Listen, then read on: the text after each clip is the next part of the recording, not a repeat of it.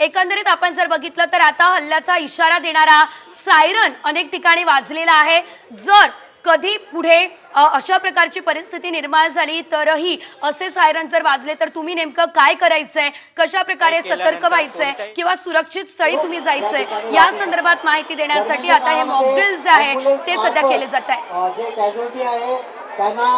त्याला एक वेगळी जबाबदारी जी आहे ती दिलेली आहे आणि प्रत्येक युनिट जे आहे ते हे सर्व काम पार पाडताना आपल्याला पाहायला मिळतात। त्याचबरोबर काही सूचना ज्या आहेत त्याही दिल्या जातात।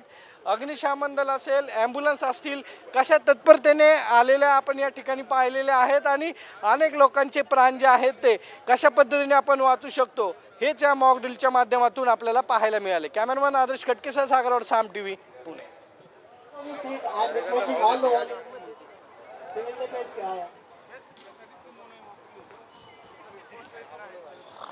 तर हे पोलीस जे आहेत या ठिकाणी वॉक करताना दिसत आहेत।